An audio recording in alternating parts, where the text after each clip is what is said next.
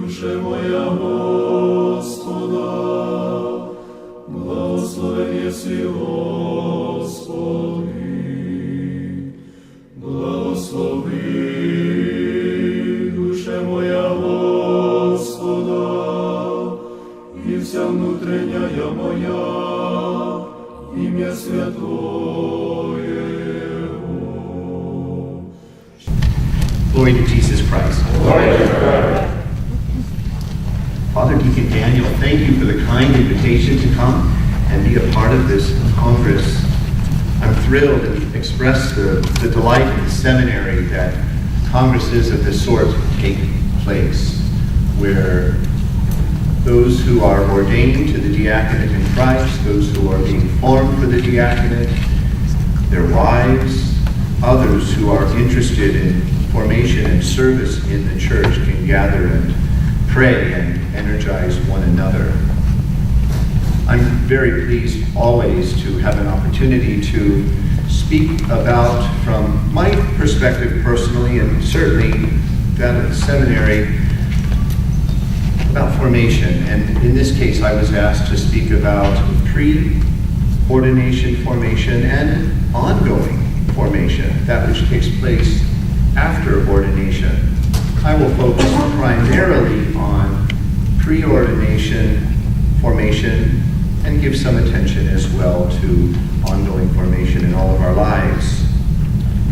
Indeed, for those of you who have been part of the program of formation for the diaconate at the seminary, I'm going to be sharing that which you are very, very familiar with, but perhaps with some information that you've not been exposed to before. Those who have not been part of the Byzantine Catholic Seminaries program, we can all revisit what formation can look like and how it benefits the church. In the Metropolitan Church of Pittsburgh, and the Byzantine Catholic Seminary canonically belongs to the Archeparchy of Pittsburgh, we do have this 4-year program of formation. What the Byzantine Catholic Seminary now calls its School of Diaconate Studies has as its focus the intellectual pillar of formation, while maintaining reference with the human, spiritual, and pastoral pillars. The seminary's academic program for deacon students is a certificate program. It's not quite as intense as a master's program. And as some of you very well know, includes 2 weeks of intensive classes on campus in the month of June for each of the 4 years. These classes are followed each year by a program of distance learning through guided reading and the writing of papers. The seminary offers guidelines for pastors, mentors, and spiritual directors who provide for the remaining areas of formation. And in this conference, I wish to share with you quite a few of those details. As viewed by the tradition of the church, deacons were initially ordained for pastoral service. They preached, they took care of secretarial and administrative tasks, but now retain primarily a liturgical role. The deacon's liturgical exhortations and actions tell both clergy and lay faithful the attitudes, exterior and interior, they should have for the proper worship of God. There is recognized today the need for deacons to be open to their various historical roles, as well as some new challenging ones, especially when parish communities are without resident priests. The official nature of their service in the church often allows their prominent role in the liturgical assembly while remaining active in professional and social circles.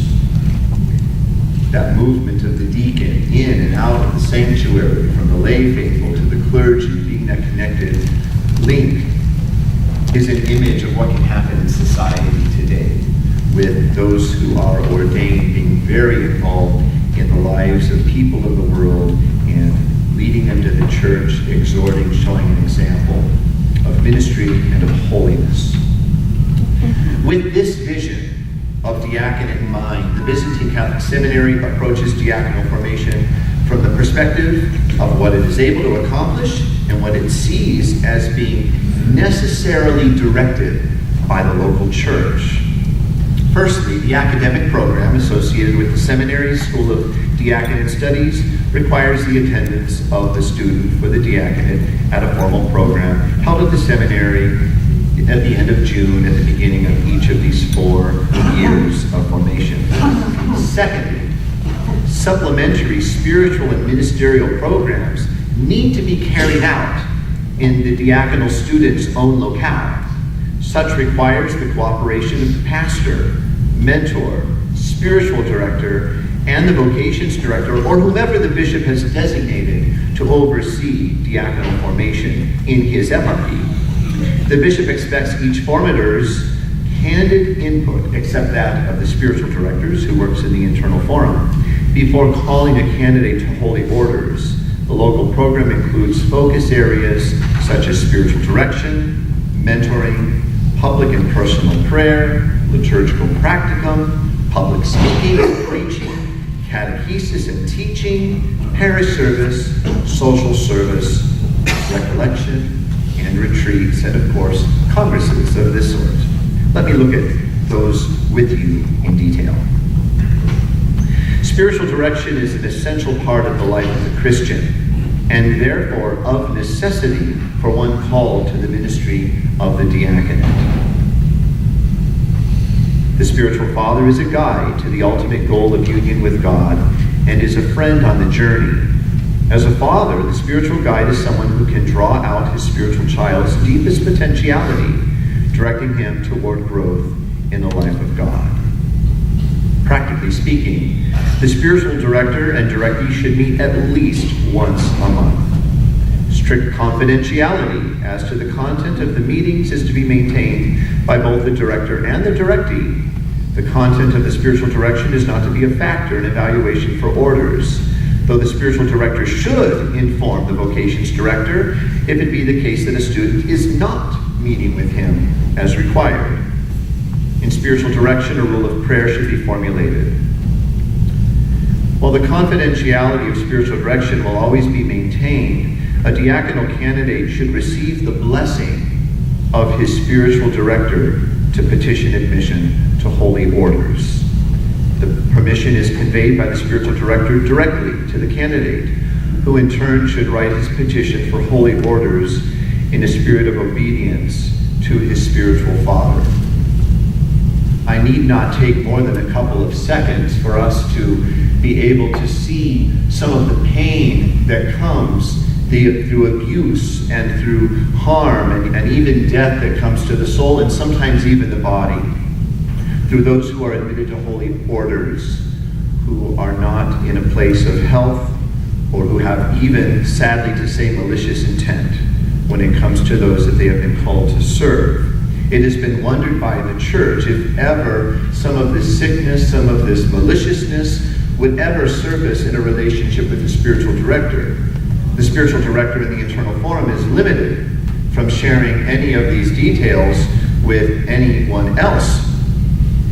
But perhaps if we can embrace a system where the man is to petition for holy orders only upon the blessing of his spiritual director, who knows his interior life, that we can trust that if the spiritual son is disobedient and petitions for holy orders without the spiritual director simply says to his spiritual son, well, obviously this relationship is not working, you're not being obedient to me, and I am no longer your spiritual director. And he contacts his bishop and he says, Bishop, I am no longer the spiritual director for so-and-so.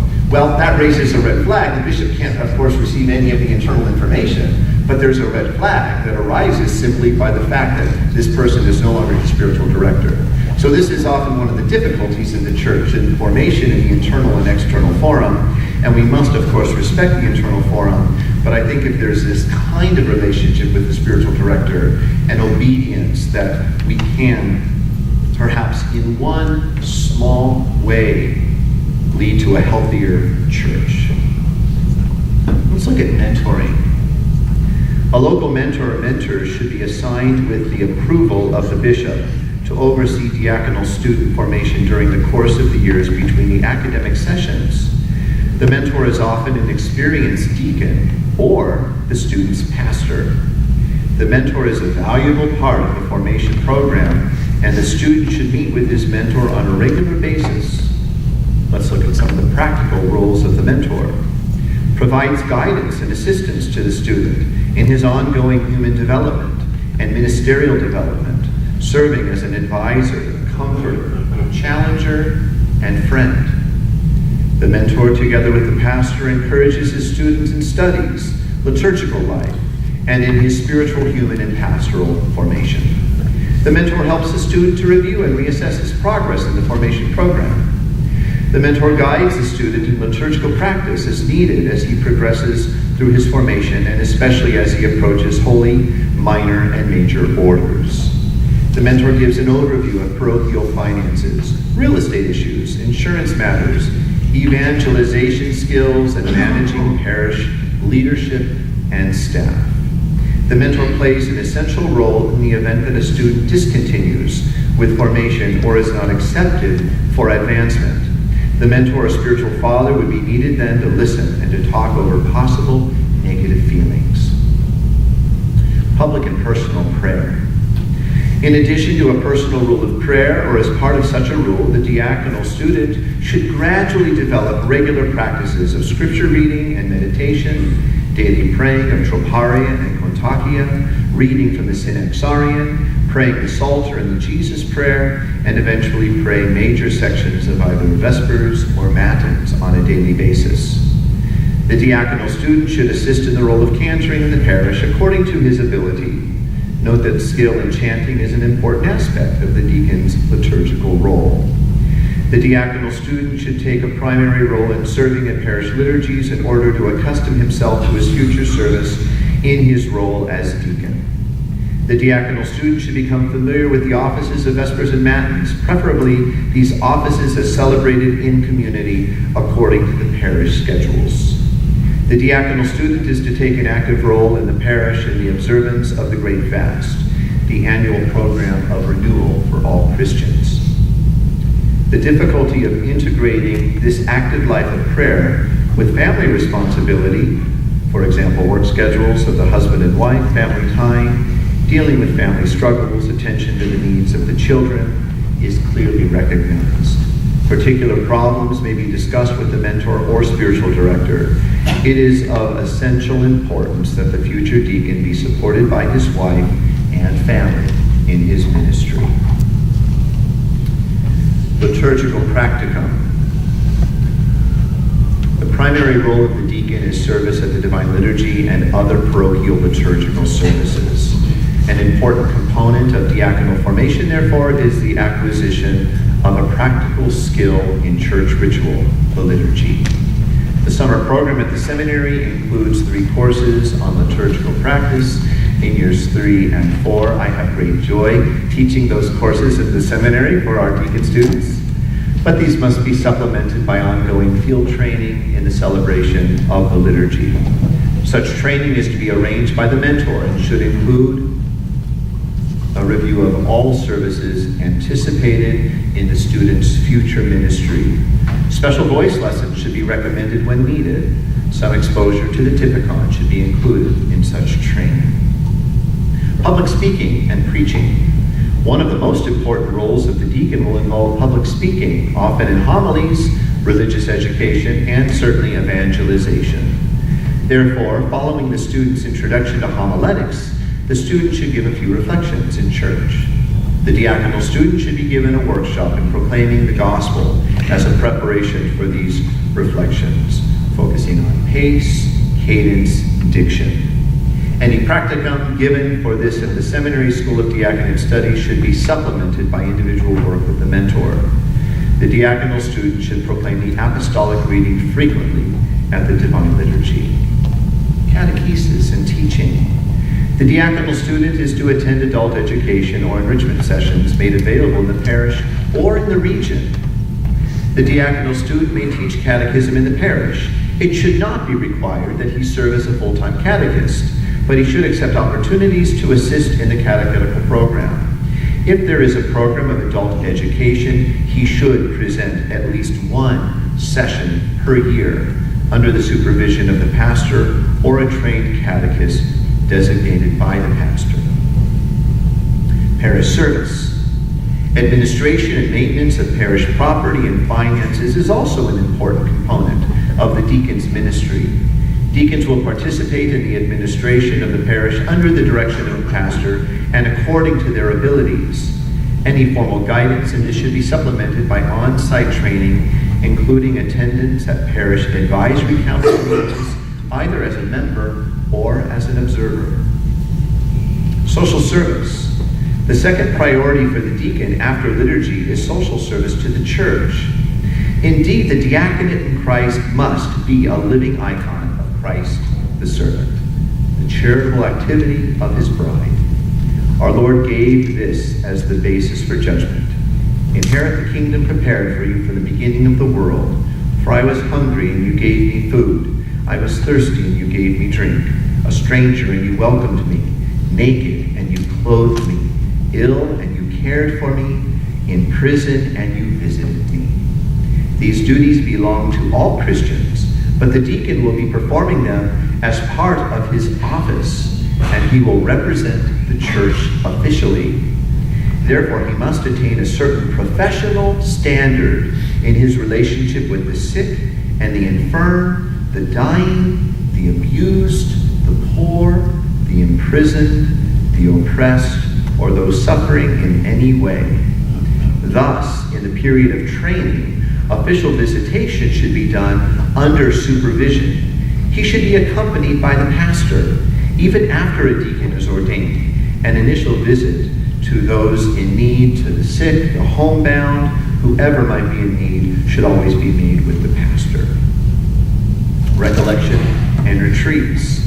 The diaconal student should make one retreat a year during the time of his formation. Each of the first 3 retreats is to be at least 2 full days' duration. The 4th retreat may serve as the canonical retreat before ordination. Certainly a congress of this sort is very, very important in this regard. Other examples of fitting retreat experiences include silent retreat, a monastery visit, preferably to a visiting Christian monastery with regular attendance at liturgical services of the community, a parochial retreat gatherings or family retreats, and those retreats that are offered in the particular eparchies. I know Passaic on an annual basis gives a retreat. This perhaps is the retreat for Passaic this year, because I know the timing is pretty much the same as 2 years ago when I gave the retreat in Passaic. And the Archieparchy of Pittsburgh also holds annual retreats for their deacons, and I'm quite certain are open to the diaconal students. Participating in local eparchial pilgrimages and events is also of importance. I just have 5 minutes left, and I haven't done all that much about ongoing formation. Before I say my closing notes in that regard, let me give a note on evaluating and recording the progress of deacon students. Our seminary tries to be very transparent about its evaluative process when it comes to our seminarians, and I think such is healthy as well for any deacon student. The mentor should make an annual summary report of the above activities of the diaconal student, beginning absolutely no later than the end of the 2nd year. These should be attached to the student's formal record and consulted at evaluation meetings or when needing to advise the director of vocations and or the bishop about fitness for advancement to holy orders. Any major tensions or difficulties that arise must be addressed in a timely fashion. In all fairness to the church and to the student, any signs of maladjustment or other matters that would prevent a student from moving through the program and toward ordination should be addressed openly and charitably. As discipleship is a lifelong endeavor, even more so upon ordination, the priest or deacon must engage in a process of lifelong, continuing growth through learning and ongoing spiritual and professional development. As each and every one of us are constantly growing in the good, growing toward that perfection, which is the goal of the Christian, our hope is that formation programs also gradually improve. Our seminary is guided in its priestly formation program by the program of priestly formation, which is the the official guidance of the United States bishops for seminary formation. It's currently in its 5th edition, and they're working on the 6th edition. Formation, just like we as individuals, is constantly evolving. I pray, improving, becoming more perfect. So perhaps you're sitting here hearing this description of formation and thinking, my diaconal formation was nothing like that just described. Reflecting on development through the years and the formation of candidates for major orders is always one of the best indicators for a program of ongoing formation for the individual cleric. So I certainly can compare my life at the Byzantine Catholic Seminary when I was a seminarian in the early 90s and see how different the seminary I oversee now is. So do I feel gypped in some way? God, of course, provides. But yes, indeed, where I see certain parts of formation of the seminarians today embrace, and something I didn't have, that prompts me, maybe I could do something. Maybe there's still more growth I need in my life that I didn't get when I was in the seminary, and I'm going to make a personal commitment to work on that, whatever that might look like. We might consider among aspects of ongoing formation clergy retreats and clergy conferences, of course. When deacons are invited, they're of the utmost importance. I'm well aware in my own eparchy that deacons are invited both through retreats and the annual conference, but very often if they have families and they're working, they cannot give up 2 weeks during the year for this. So they choose one or the other.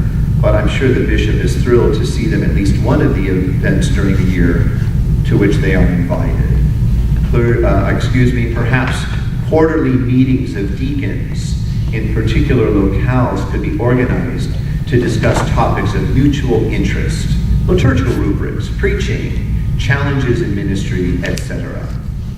Keeping up with new theological insights and expanding in one's capacity to break open the gospel message in the modern world can be achieved through online classes, various certificate programs, reading, and participation in enrichment courses. Thank you very much for your attention this morning. Благослови, душе моя Господа, благословен єси